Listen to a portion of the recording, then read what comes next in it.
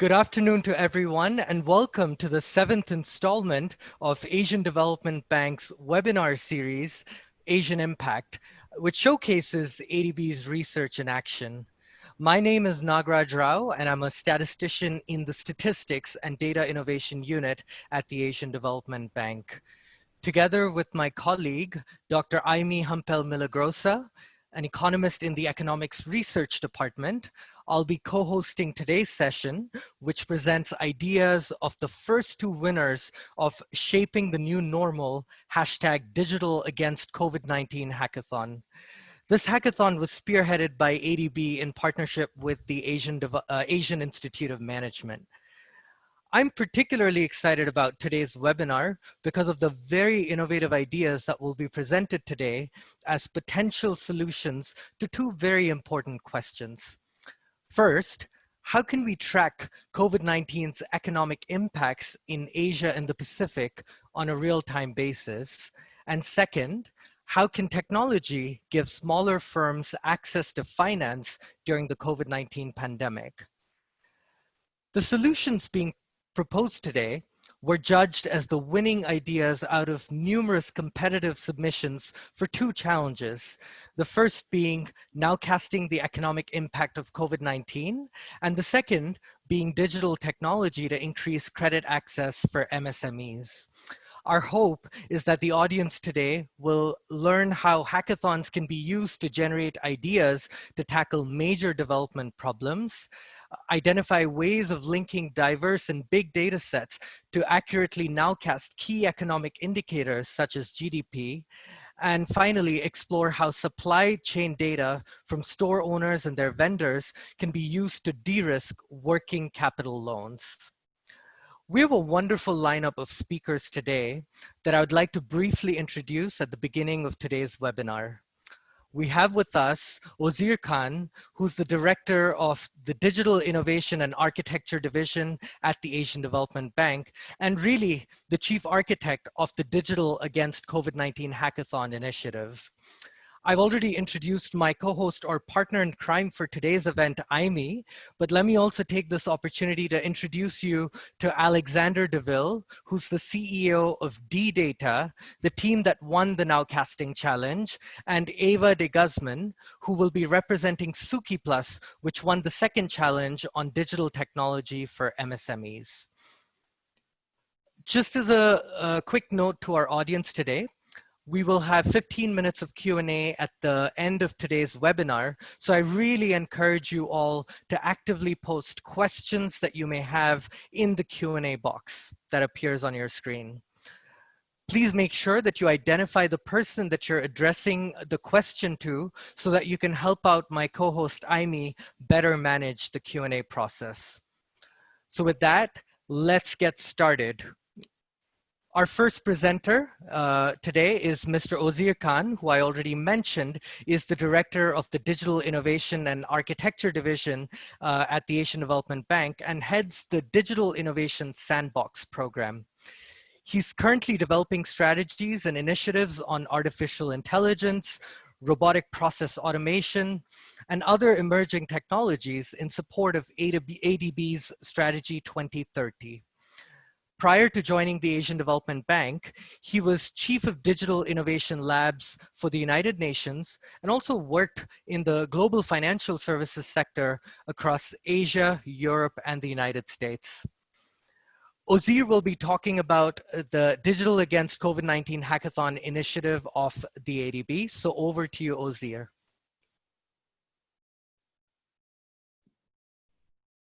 Thank you, Nagraj. So I work in the technology department of the bank, and back in early January, as we were facing the COVID management issues coming into February and March, we were gauging also the impact of digital in response to COVID, and we realized pretty much right at the start that digital will play a big role in terms of this response that governments and agencies such as ADB we're putting together to fight this battle against this pandemic. Next slide. So in March, April, we packaged this COVID hackathon where we were focusing on certain sectors, and we were also trying to tie it at that time with the initial financial packages that were being designed for support. Initially, we started off with 1.5 billion, that was then later increased. And this was happening around March timeframe when we were all grappling on how to fight this battle. And in the beginning, if you remember, everything was about data, everything was about numbers that were coming up in different parts of the world, the WHO stats, and then different industries were looking at digital to enable them to cope with the spread of the virus, and also trying to gauge the impact of this pandemic on various sectors. So this was the key sort of driver behind this Digital Against COVID hackathon. We actually call it a hackathon marathon because we have started this as a 9-month initiative. Next slide. So the focus here is to support shaping the new normal, not just sort of adapting to the new normal, but help in this digitalization effort that is now basically brought upon on many different sectors overnight. If you look at the education sector, they went from on-site classes to online classes overnight. Government services overnight. All the work from home overnight. Institutions that were ready were able to cope with it. Institutions which were not ready, especially in some of the more challenged areas where resources were few, were having more issues in going digital overnight. So the focus and the framework that we were trying to develop was around where digital, and not just digital, but also data can make a big impact. And our time horizon is more medium to long term in terms of the focus of the hackathon, where we are looking at shaping the new normal in medium to longer term. Next slide. So in each of these areas, we find ourselves in uncharted territories where everything requires new practices. The best practices that were in place now have to be changed to new practices. It's not a cut and paste exercise that, okay, this thing works in one country, can we put it in another country? We're all in it together in terms of facing new environment, primarily areas such as remote working or social distancing, which was appearing in the beginning, and then followed later on by how the government should participate, what type of digital infrastructure should be in place, how we can leverage on data in a more digital manner, which is what part of the first two challenges which we're talking about here have a lot to do with data. So it's new for countries, it's new for ADB, it's new for the industries. So the idea is to co-create and come up with sort of new practices on how we will move forward. Next slide. At ADB, we've been doing hackathons and crowdsourcing since 2018. And we have our own crowdsourcing platform that we are using for this hackathon as well, challenges.adb.org. And we had to overnight basically revamp the capacity to support the number of challenges that were coming our way. But previously, we have had success with doing challenges at ADB crowdsourcing solution. And when you crowdsource solution and ideas from diverse groups of companies, from diverse groups of countries, you get different perspectives. And then our process allows us to then do the selection through various lenses of technologists like myself, and domain experts like, in this case, you will hear from the economic department. So you have domain experts, you have technologists, you have outside advisors who go through and select the right idea or solution to take forward. Next slide. So in this hackathon, we had 4 themes to start with: health and well-being. As you can imagine, the first thing everyone was thinking about was health and well-being. And then education came in second, economic development, enhancing capacity of governments. And the 5th one is coming in now. And as you can see, the 4 themes became, and we're adding the 5th one at the bottom, which is green recovery. So this is where initially, and today, we think digital is going to play a huge role. You're already seeing it in the first 2, health being and education. Economic development, you'll see the presentations after myself from the 2 selected winners. The others in terms of enhancing capacities of government to provide services and green recovery. The 5 themes. This is a hackathon which is going on with many open challenges at the moment. Next slide. So our goal here is that once we select a winner, the idea is to then move it further and see how we can do a pilot.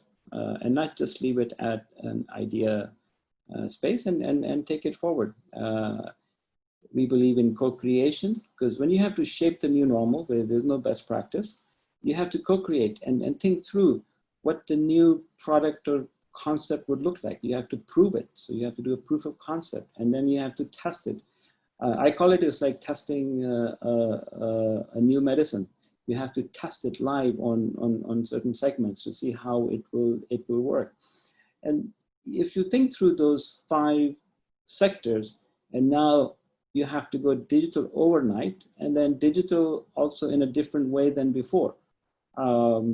The difference now that I see is, before we used to talk about digital in all those areas, now we have to go digital because the other options in many cases don't really exist. So how do you do it fast? How do you do it in a way that's efficient and that can have impact? So we go through this iterative process of learning, because when you do something new, you have to go through this learning process of iterative development, developing the proof of concepts, pilot testing, going back. So this is what we've done in the past with challenges, and we are moving forward in this Digital Against COVID hackathon as well. Next slide. So currently, if you go to challenges.adb.org, you'll see a lot of these challenges which are live at the moment. I won't go through all of them, but you will see that they are in various development thematic areas. And you can imagine the power of digital that can support issues such as safeguard impacts and resettlements, the one you see on the screen at the moment. Next slide. Some others, digital rescaling, safe transportation, so on and so forth. Next slide. Again, more. Actually, we're seeing this mode of crowdsourcing idea and challenges is well adopted across the bank, and you can see that by the number of challenges which are live right now on the platform. Next slide.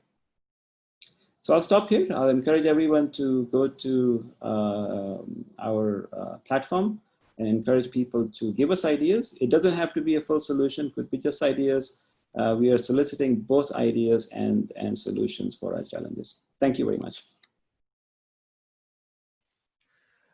Thank you very much, Ozir, for talking about the Digital Against COVID-19 Hackathon, and really actually for listing the current open challenges that hopefully our audience members will be inspired to participate in. So now with that, I'd like to give a brief overview of the Nowcasting challenge that I talked about very, very briefly earlier. So if we could have the slides up, please. Thank you. So in addition to the health impacts of COVID-19, which obviously we've all been grappling with, another significant challenge that countries are facing is the economic impact of the pandemic. This is understandably not a trivial exercise, and in order for governments to effectively and swiftly respond to this economic slowdown that we've all been experiencing, that's been caused by this pandemic, they need timely and reliable data. And this is where the challenge lies.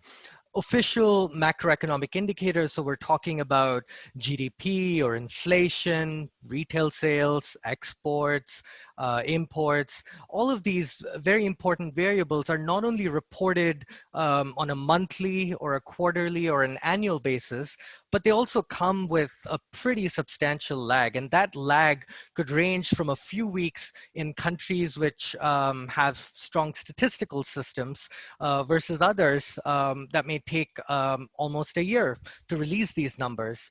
And of course, such lags are not helpful for policymakers when they're trying to respond to this crisis on a real-time basis. Solutions to the economic impact of COVID-19 will require real-time data. And that really was the crux of this first challenge. Can we use big data to develop viable proxy indicators to traditional economic indicators that I talked about earlier to track on a real-time basis COVID-19's impact on the economic activity in Asia and the Pacific? Economists typically call this process nowcasting.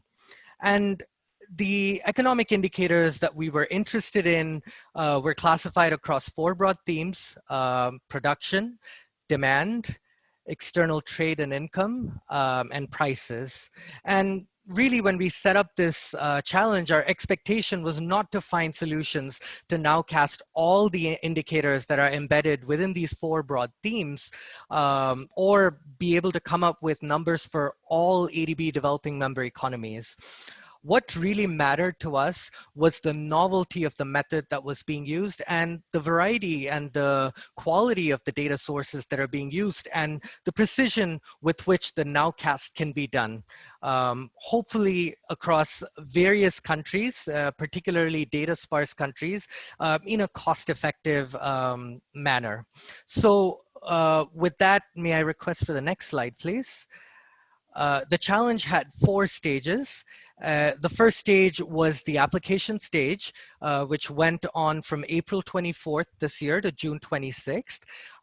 Teams had to submit a deck of slides showcasing their idea, detailed their methodology, talk about their accuracy statistics, talk about long-term sustainability and justification really for why the proxy that they've provided us is logical for the economic indicator that they're trying to nowcast.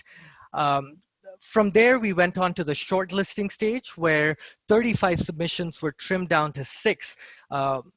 Through what I call a really tough jury process, which comprised of subject matter experts in big data, macroeconomics, and information technology. So these 6 teams were paired with one mentor each to help them fine-tune their ideas as part of the third stage, which was the mentoring stage. And finally, on August 3rd and August 4th, each of the 6 teams made their final pitches to the jury, subsequent to which a final winner was selected for the challenge. So with that, I'm extremely happy at this point to introduce Mr. Alexander DeVille, who's the CEO of DData, the team that won the Nowcasting Challenge. And I'm very happy to also say that I was the mentor for this team. So congratulations, Alex. A little bit of a background about Alex. Alex is a graduate student at the Harvard Kennedy School and paired up with fellow teammates across the different schools at Harvard University, Matt Baumgartner, who was the technical lead, Paloma Stielitz, who was the design lead, and Ryan Carl Yu, the product lead for DData on this challenge. So with that, congratulations again, Alex, and over to you for your presentation. Thanks, Azir, and thanks, Nagarsh. As Nagarsh says, I'm Alex, I'm the CEO of DData. We've been working on DData for the last year, alongside Paloma, Matt, and Ryan from across the Harvard School. We were really excited to apply for this competition. So it allowed us to test whether we were able to help support one of the biggest challenges that governments face at the moment, that of getting timely and accurate economic data. Next slide, please. Before I go into the idea behind D-Data, just a quick recap of nowcasting and also a quick explanation of how we've understood the challenge. So in terms of nowcasting, as Nagaj said, it's all about when governments get data, they get it in sporadic chunks. So you end up with long periods between data availability where you don't know what's going on. And it's not predicting the future, which would be forecasting. It's predicting the now and therefore nowcasting. We were quite ambitious with our understanding of the challenge. Nagaj mentioned that they weren't expecting all the different variables for all countries. We wanted to do just that. We wanted to estimate all the macroeconomic variables for all countries daily using all the available information. We wanted to estimate all 4 tracks, so production, consumption, trade, and inflation. The reason for that was because we wanted to build up a holistic view of the economy and use the relationships between indicators. We assessed all the different countries in Asia Pacific, not just one, including those with extremely poor data, because these were the most vulnerable and probably where nowcasting is most useful. We nowcast variables daily in order to integrate all the available data at its most granular level. And we really want to build a scalable platform. We wanted this thing to get better and better the more information you gave it. And as you get new sources, it would continually improve the estimates. Next slide, please. So the idea behind D-Data was to predict macroeconomic indicators by linking hundreds of diverse data sets and combining them to accurately nowcast economic measurements. What differentiates us between against other sort of machine learning or big data ideas is that we go really wide. So instead of typical big data goes really deep into a single data set and tries to like find the richness within it, we go wide and use the variability between lots of different data sets with a real focus on linking them together. So our technology links and aggregates economic data sets from a range of primary sources, from the World Bank's development indicators, which is like one of the standards in development measurement, to daily commodity price streams, which we used in finance, etc., to help users achieve faster, timely, more accurate insights into the world's most pressing economic challenges. For this challenge, we nowcast GDP, consumption, exports, and inflation for 3 different countries: the Philippines, Pakistan, and Myanmar. And we did it for the 2008-2009 financial crisis. The reason for choosing this was it was seen to be a good proxy for now, for the COVID crisis. It's a period when you had huge economic volatility and also when a lot of the traditional economic models failed. So we thought if we can do that, we'll do well for doing COVID. We built a scalable solution, identified a community interested in engaging with it, and are looking to implement later this year and early next. Next slide, please.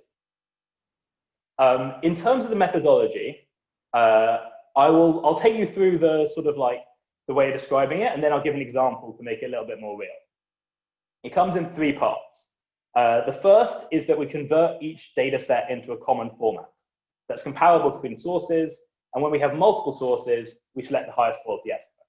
So let's say that we are trying to nowcast GDP, and we have unemployment data. We've got it from multiple sources. So let's say the square is the UN, the triangle is the ADB, and the hexagon is the World Bank. They're all in different formats.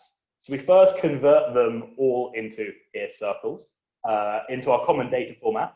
And then when we get multiple, because they're all trying to say the same thing, they're all trying to tell you unemployment, we convert them into a single point. And we take the best quality estimate.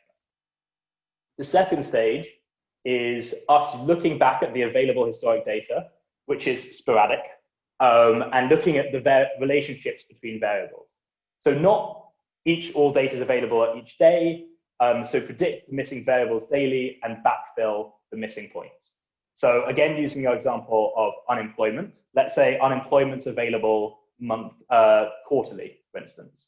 And we have industrial production, which might be available monthly. We have some months when we have both variables. We have some months when we only have the industrial production.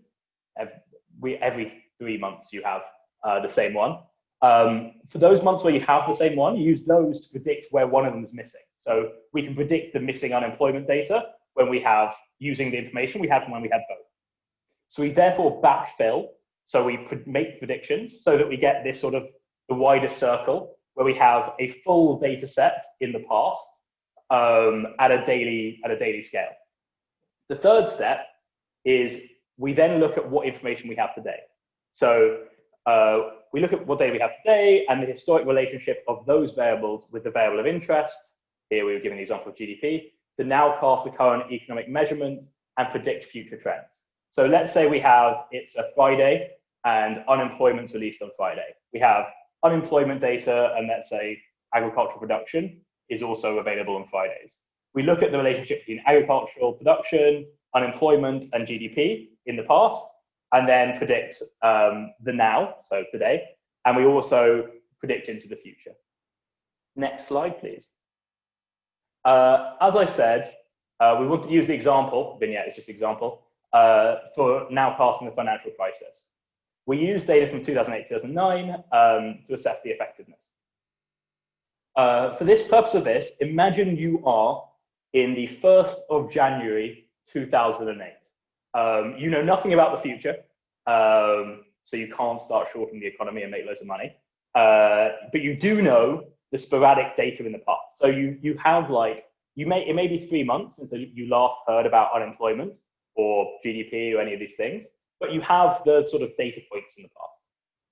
And what we'll do is, as we come to this day, test our model, see if we can now cast economic shocks the next 12 months and then predict the recovery over the next 4 years. Cool. Next slide, please. Kind of bringing it back to why D data is quite unique here. As I said, we want to go really wide and use alternative data sources. So to predict the crisis, we use 150 macroeconomic variables at different frequencies, so daily, monthly, and annual.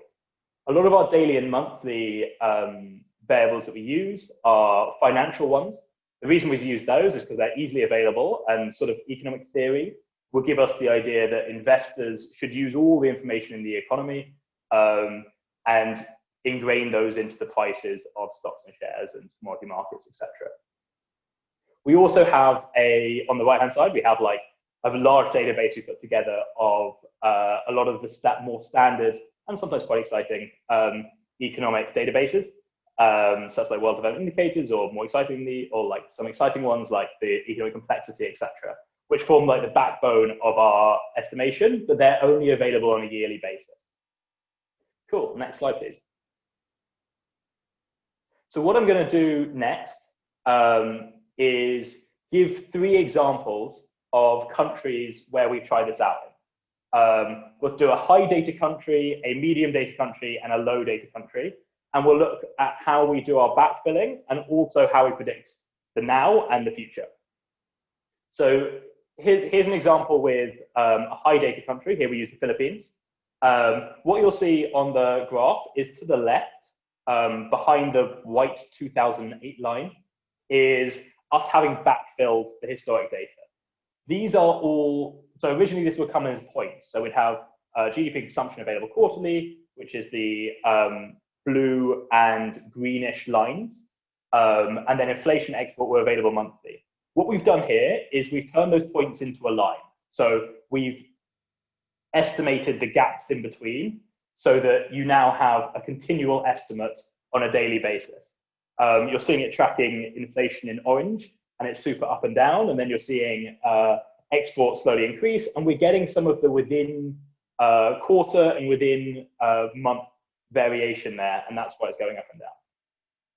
To the right of the 2008 line, you have our predictions. So the first one will be the nowcast for today, and then we'll start predicting over the next 6 months and then over the next 4 years. Because it's the 1st of January, we have 24 variables available, so we're using those 24 to make the nowcast. This is things like shipping indices and other things like that. Cool. And you'll see how we do on the next slide, please. So for the Philippines, we do pretty well. For the high data countries, we think we do it really well. So you're getting that you watch GDP falter a bit and then start going up. Same with consumption. It tracks merchandise exports really well. So you get the really big fall. In inflation, you get some of the variability. You get the trend, but you don't get the right magnitude. It doesn't go up and down as much as it did in real life. Overall, the model was really good at nowcasting, so for the next 6 to 12 months. But then it gets a little bit worse as you predict further out into the future, but it's still a reasonably good prediction. Cool, next slide. For medium data countries like Pakistan, here you're getting the blue and the green more infrequently. So you're getting GDP and consumption data only available on a yearly basis. So one of the first things you'll notice to the left of the white line is that we're really quite good at filling in the gaps between those in the past. So we're able to find the within year variation, and those increase nicely together. We're tracking inflation. The backfilling is quite good. But then going into the future, we only have 14 variables now to make predictions going forward. And we do, next slide please. We do well at the nowcasting the first 6 to 12 months. However, we don't do so well at predicting the future acceleration of Pakistan growth and the economic recovery. And it does still have some difficulty with inflation magnitudes. Again, the model seems good for nowcasting, but doesn't seem so good for prediction going forward.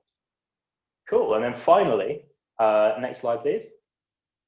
We try it for Myanmar. So part of my family's from Myanmar, so I decided to do Myanmar. It's an example of a low data country. Here, you've got GDP consumption available yearly, but inflation, so you're missing the orange line because inflation's not available. They didn't publish it before 2008.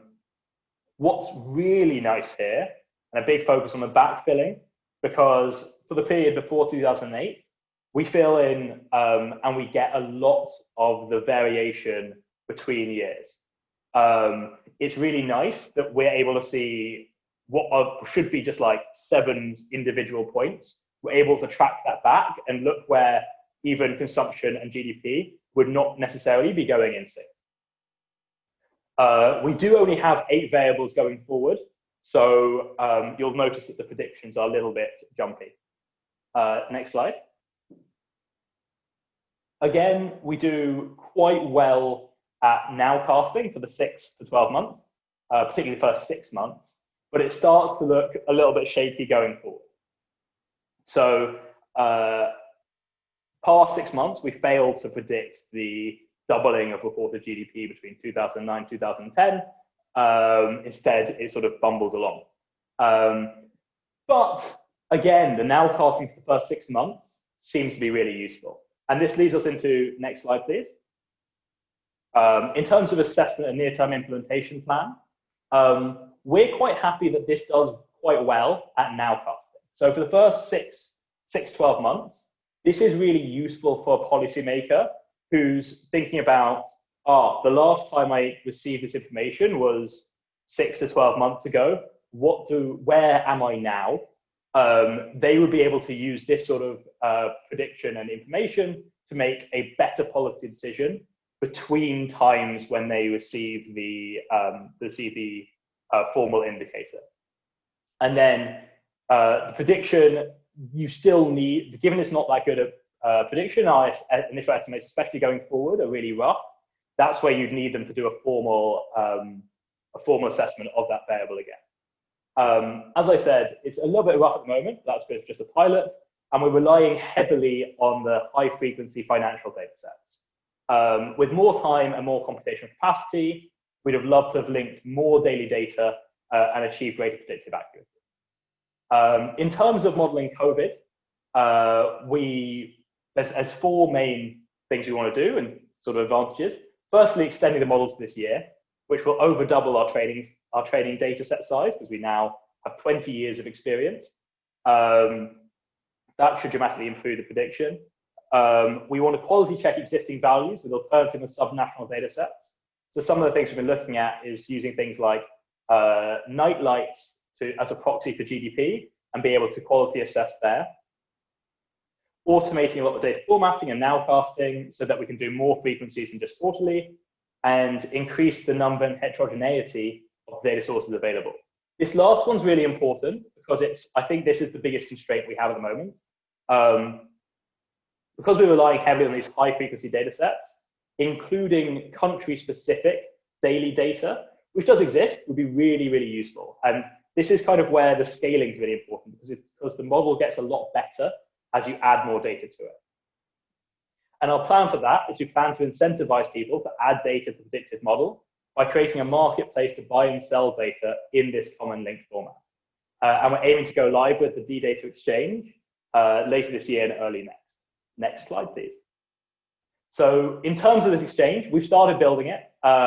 We created a peer-to-peer data sharing platform that crowdsources alternative data sets. So the D-Data Exchange, it stitches together data sets, providing a single searchable output.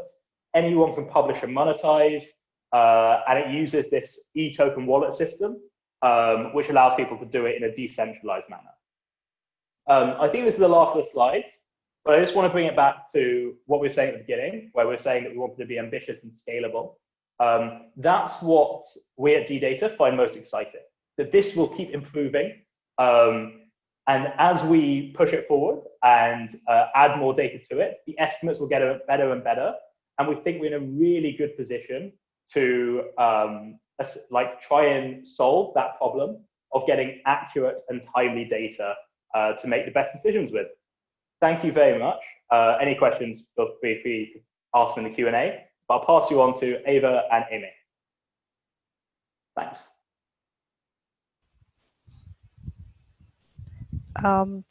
Yeah, thank you, Alex, and congratulations once again. Hi, everyone. My name is Amy Humble, and it's a pleasure for me to introduce the ADB AIM Digitech to Increase Credit Access for MSMEs Challenge, and to also introduce the winner of this challenge. By now, we are all too familiar with news reports saying that this store closed, or our favorite restaurant has shut down, or the neighborhood retailer where we have been going on to for years has finally thrown in the towel. COVID-19 has massively disrupted the operations of micro, small, medium, and even large enterprises worldwide, resulting in income losses and the closure of many businesses. As we know, the end is not yet in sight because we are even experiencing the peaking of COVID-19 cases in some countries while others are experiencing their second wave. So unlike bigger enterprises, MSMEs lack sufficient financial reserves to survive shocks. And if they are informal and unregistered, which is the case for majority of the MSMEs in developing countries, they are less able to tap credit. To help MSMEs transition from crisis to recovery, it is very crucial for them to gain access to finance. To gain access to finance, lenders would require a proof of creditworthiness of the borrower, typically a credit score. And to create a credit score, credit agencies use standardized approaches and use conventional sources of information to generate an estimate of the borrower's capacity for payment. However, due to COVID-19, such conventional credit scoring mechanisms might not work because MSMEs, for example, could not pay off their loans or their rent, and they would immediately have bad credit scores. Next slide, please. So, in this challenge, the objective is to increase the inclusivity of scoring mechanisms so that MSMEs could access finance. We presented 3 tracks where participants were encouraged to join. The first track is based on the traditional approach. This track acknowledges that the banking system is still heavily anchored on traditional credit scoring, and financial institutions are not ready to depart from their conventional means of credit scoring, but may be convinced to explore additional sources of borrower information. So in this track, we asked participants, can we tweak additional credit scoring to include equally significant elements that proxy credit behavior. The second track is about behavioral attributes. The second track uses big data and machine learning to tap into behavioral attributes such as monthly subscriptions, childcare payments, remittances, shopping history, driving style, education, occupation, and even social media presence to create a credit score. Interesting.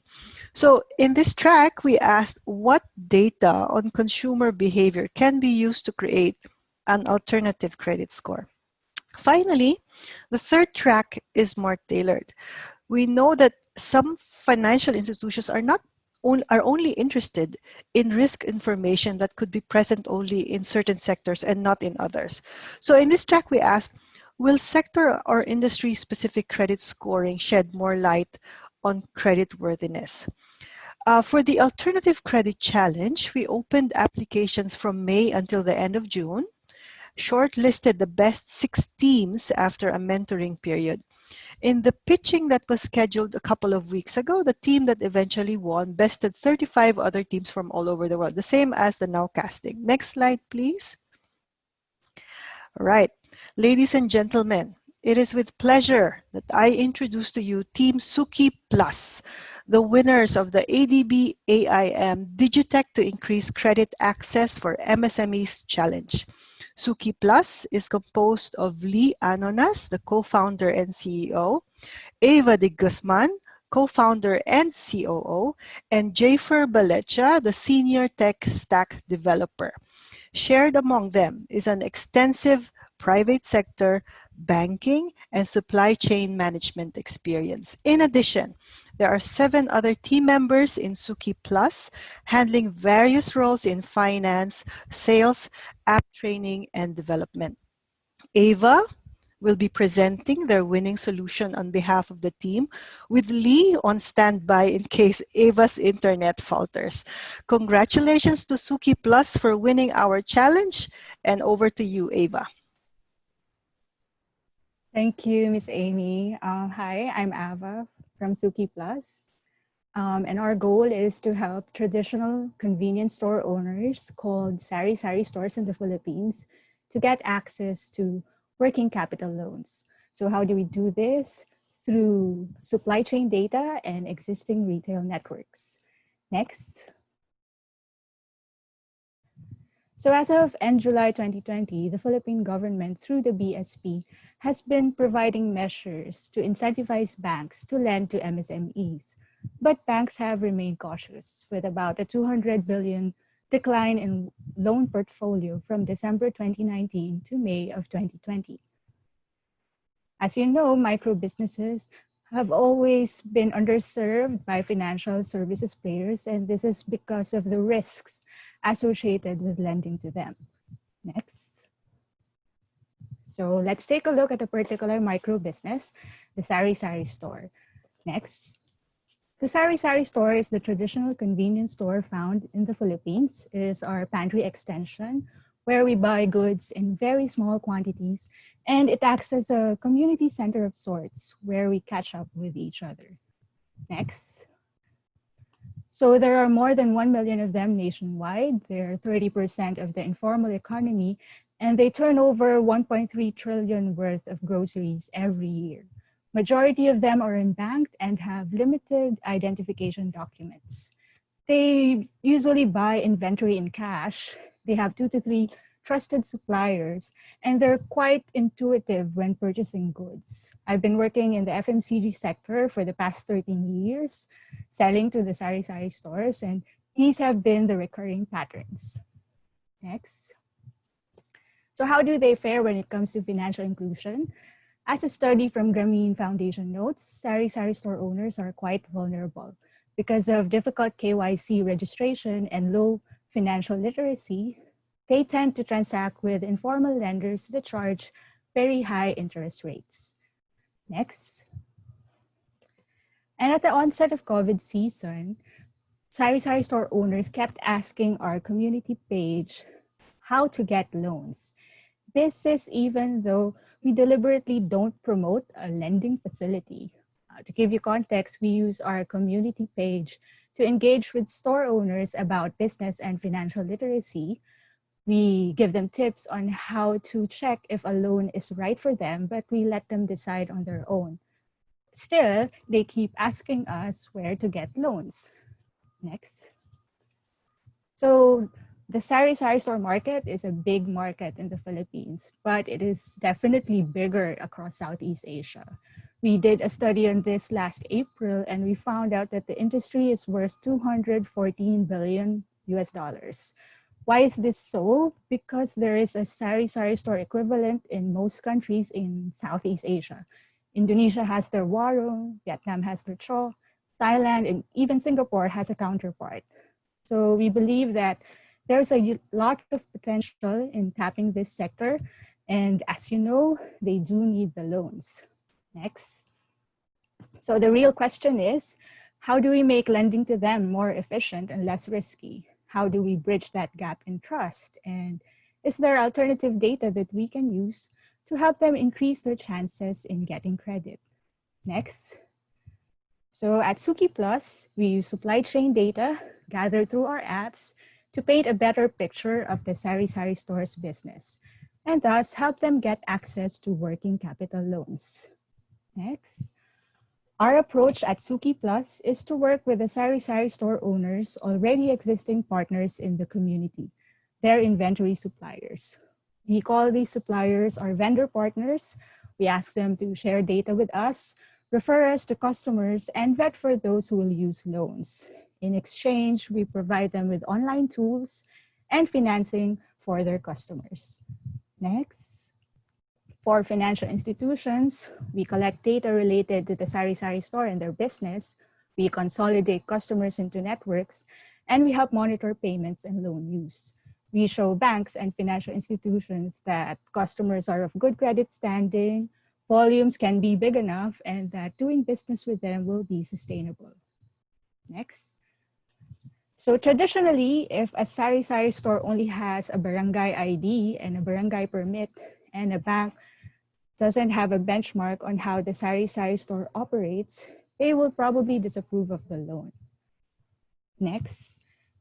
In contrast, if we engage with a vendor partner, ask them to vet for the store, and also ask for average inventory purchases done by the store and provide this to banks, they will have higher chances of getting working capital loans approved. Next. So why is supply chain data a good proxy for credit behavior? Inventory is the biggest asset that a Sari-Sari store owns, and they can quickly turn this into cash sales. How they manage their inventory is highly indicative of how they manage their business. Next. So what do the users get from working with us? Sari-Sari stores grow their business through the loans.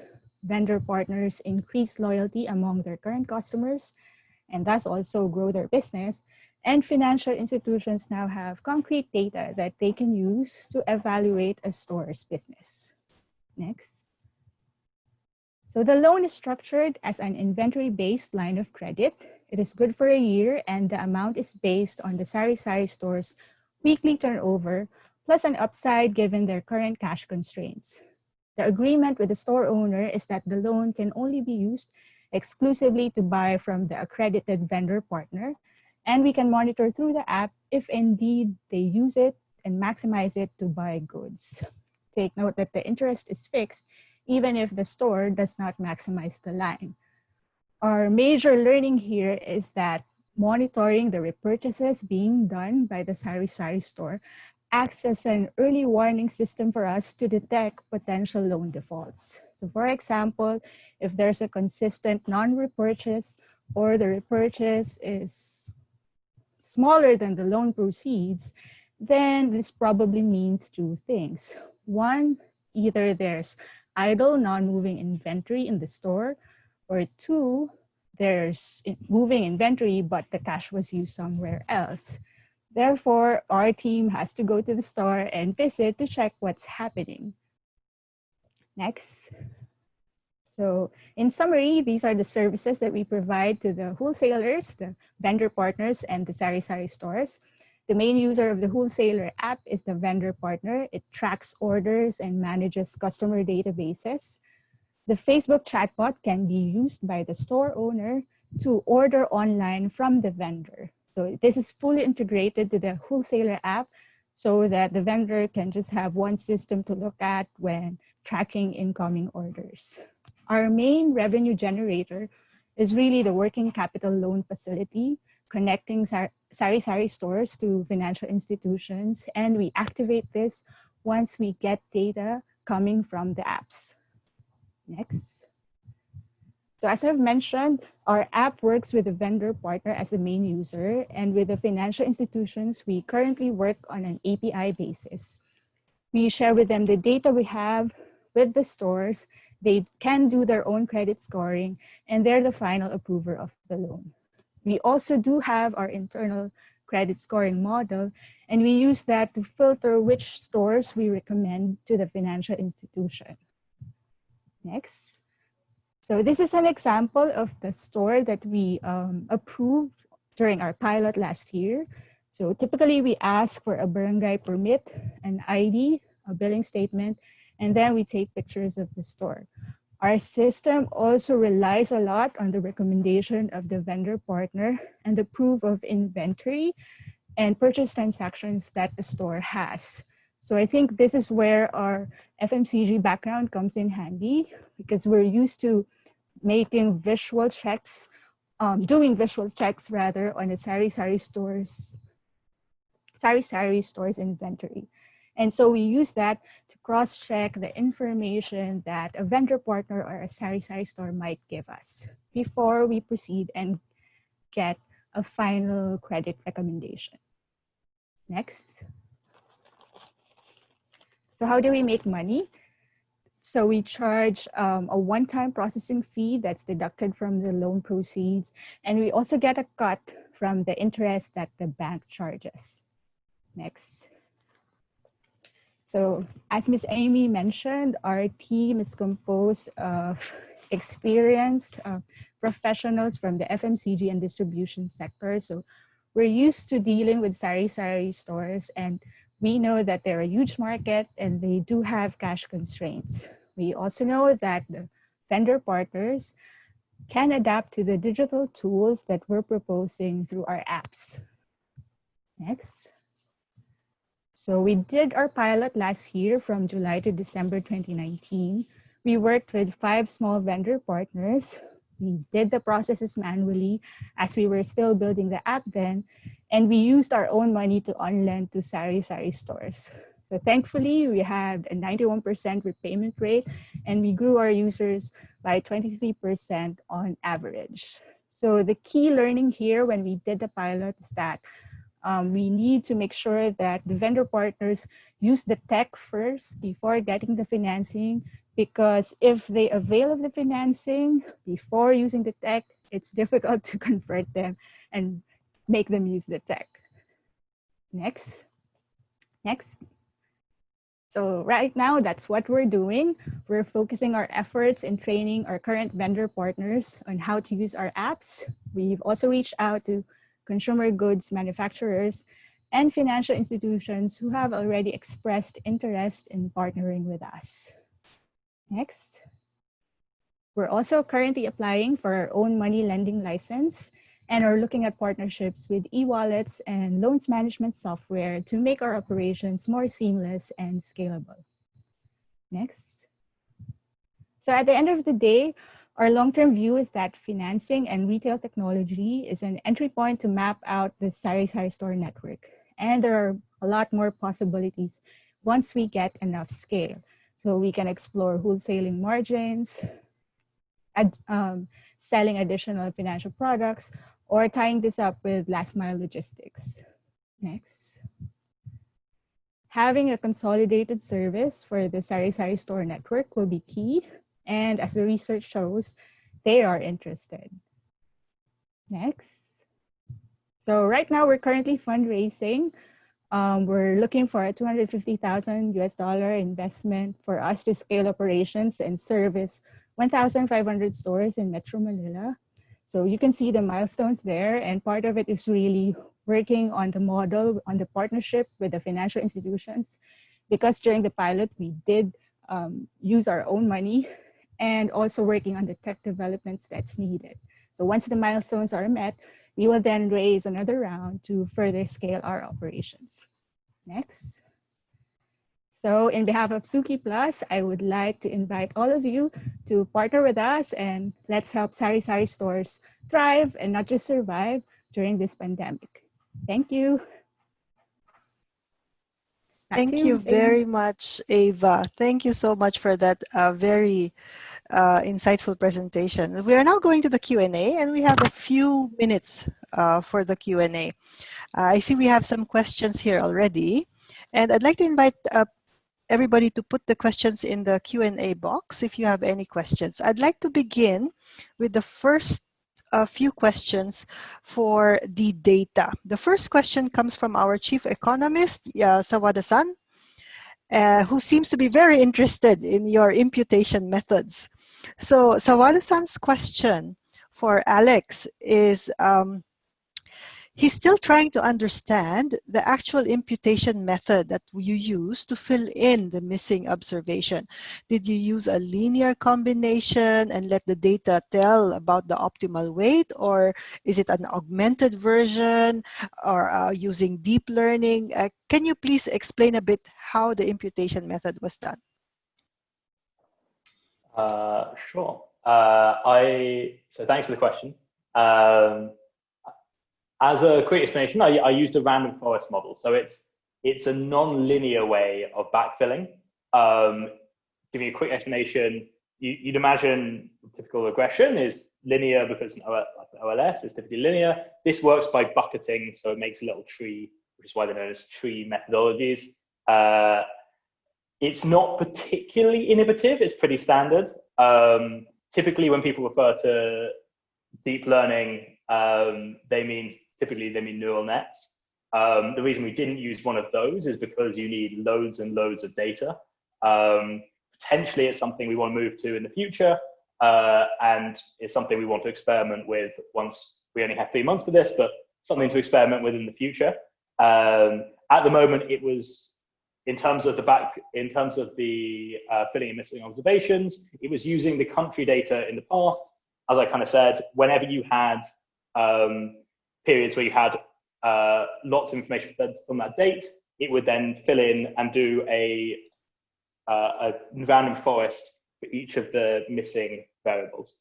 It's quite computationally expensive, and it's something that potentially we want to fine-tune and improve as we go forward.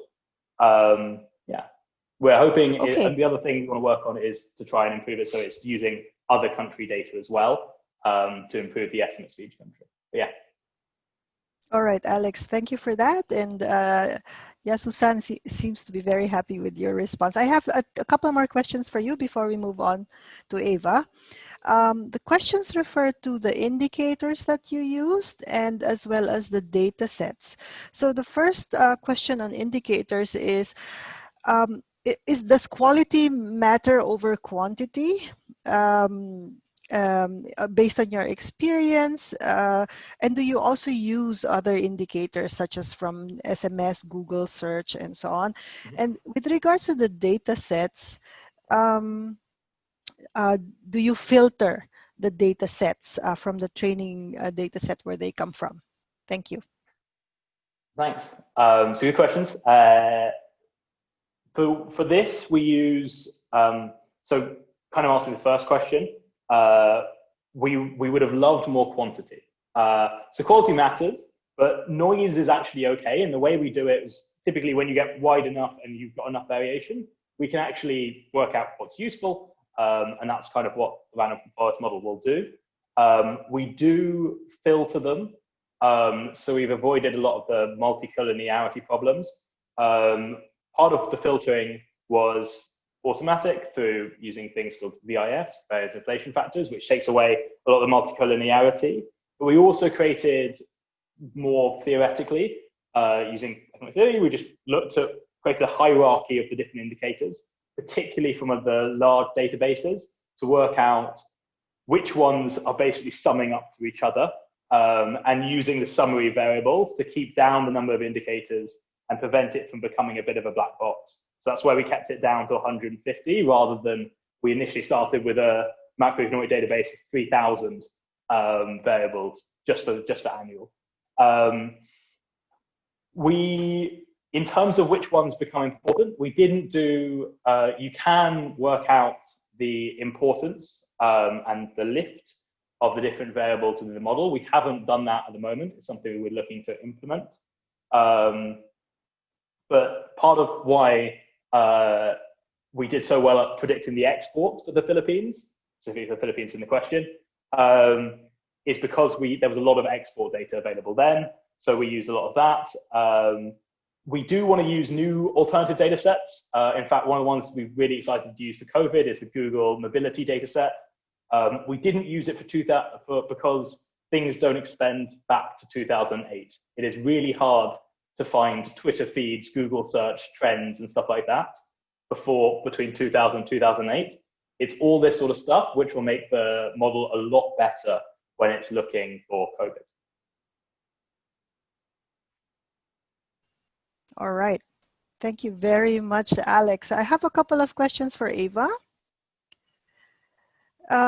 We have a very interesting question here. Have you gotten a sense of how Sari-Sari stores have been doing since the COVID-19 pandemic started? And have they done better with lockdown and lost incomes? Because have they done worse because now people are more going to grocery stores, so then they fared worse? That's the question. How has COVID affected them?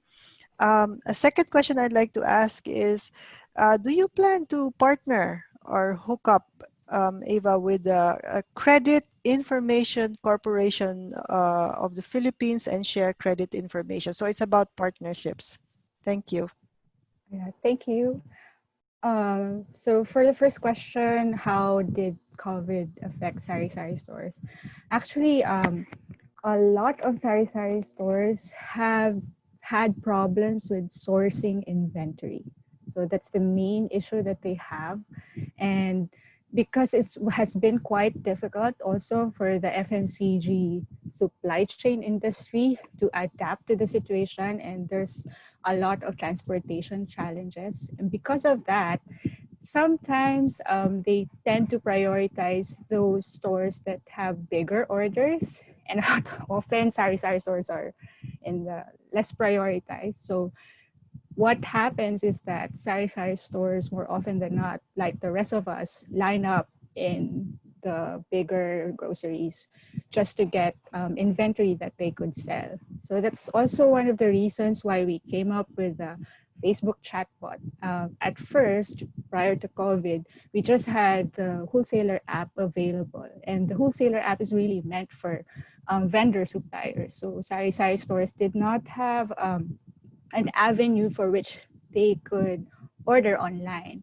And because of COVID, a lot of them were asking for referrals, so for online suppliers. So we thought that having a chatbot would be a good way to make sure that the link isn't broken, although it would not answer for the transportation difficulties that we still face because of the quarantine. So that's one.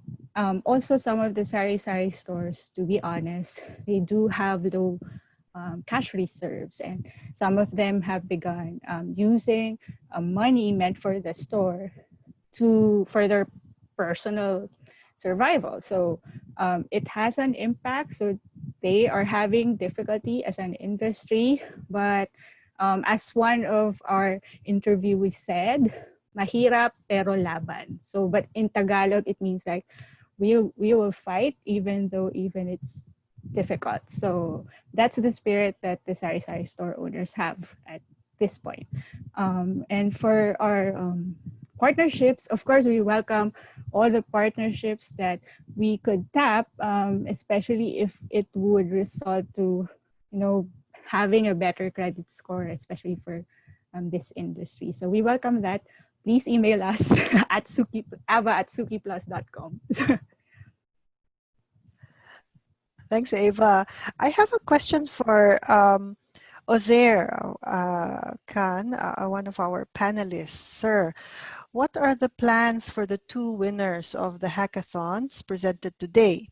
How will the award money and scale up be supported? What kind of long-term mentorship will be provided to the two winners today? Thank you. Yes.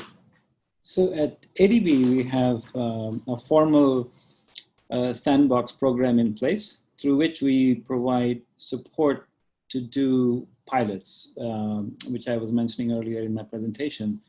So the idea is to take the resources that are available to the sandbox program, which includes partnerships with Microsoft and Amazon and Oracle's, the big companies, as well as with a lot of the innovation labs and technical labs where we have access to a lot of facilities as well as industry experts to bring it all together to see how we can incubate these ideas. We will be reaching out to both the winners, very interested in working with Alex, especially scaling some of the concepts that are there in terms of not just modeling, but also the exchange and the data exchange part of that.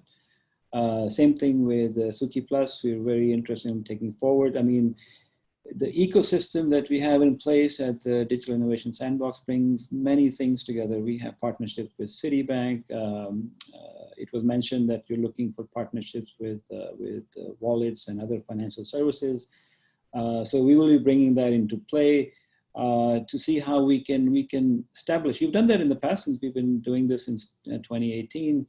It goes through a process of understanding, nurturing, co-creating, iterative process of matching the needs of development in the countries where ADB is focusing on the projects. So we align and we support and we mentor. So it's not that this is the end. This is the start of your relationship with ADB. Thank you. Thanks, Ozair. I really like that. This is actually just the beginning, guys. So you'll be seeing a lot more from us. Okay, so I have just one last question for each of the winning teams today. So let's hear it from Alex. So Alex, the question here is one about the software that you use for the predictive modeling macro indicators. Which software did you use? Did you frame structural equation models for the analysis? And then the second question is, how do you enhance the precision of the models and the precision of the results, given that there are now more diverse sources of data sets compared to 2008? Alex? Sure. Thanks for the questions. In terms of the forward method, we again use a random forest. I coded it in R. There's some quite good R statistical languages and modules which we used in order to do the prediction forward. In terms of a structural equation, we didn't really have one. Because it was 24 variables, the economic theory was that you're pulling in what's available and trying to make use of all the available data. We'd already filtered that through the methodology I mentioned earlier, where we just went, here's the hierarchy of how these things should relate to GDP or whatever we were predicting. So we kind of had that as our way in, working out exactly how they fitted together. It was nonlinear. You can break into that and understand it, but we need to add some extra pullouts to work out how important things were feeding in and how they reacted non-linearly to try and predict the variable. We want to avoid it being a black box as much as possible. For the question about I think it was Jude's question about how we enhance with more diverse, that will be really useful. The difficulty there is for a lot of the alternative data trying to get into a common format so it's comparable. But once it isn't a common format, you get a massive benefit when something's approached the measurement in a different format. So for example, the idea of things like nightlights are a really nice one because you're having a completely different angle on the same view, whether that's like GDP or development, etc. We're expecting the estimates to dramatically improve and become more accurate as we include alternative data sources. We just need to reformat them into what was in the presentation into the circles so we can compare them with everything else. All right. Thank you, Alex. I have the last questions for Ava. They are highly interrelated. So the first question is, you mentioned that we have a few Sari-Sari stores defaulted on their loans. What were the reasons behind non-payment? Because this is very interesting, particularly if we want to design measures that would minimize default. The last question for Ava also is from our chief economist. Do vendor suppliers provide small credit? So do they provide, or do they allow credit purchase to long-time or trusted Sari-Sari store owners? And if so, can we say that Suki Plus is trying to strengthen this traditional trade and credit relationship using digital technologies? Ava? Okay, so for the first question, do vendors provide Sari-Sari stores with credit? If we're talking about a Sari-Sari, a small, typical Sari-Sari store, usually vendor partners don't provide credit because the tradition is that they already buy in cash, and so there's no risk involved on their side. So that's why they want to continue with that. Actually, the benefit of having Suki Plus introduce a credit facility for the vendor is that it will increase the Sari-Sari stores' loyalty to them, because Sari-Sari stores are not loyal to one vendor.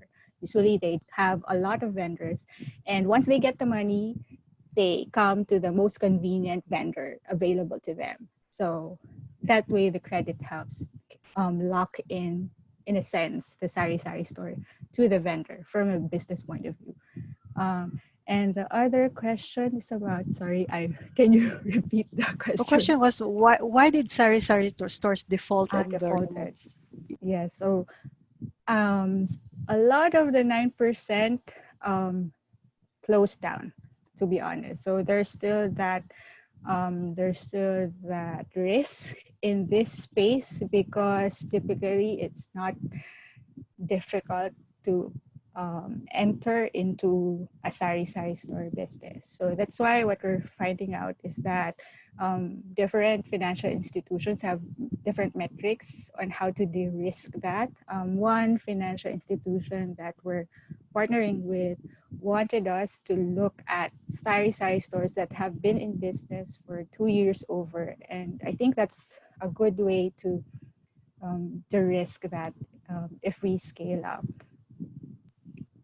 All right. Thank you very much, Ava. Ladies and gentlemen, that's all the time we have for the Asian Impact Webinar Hackathon Winners Showcase this week.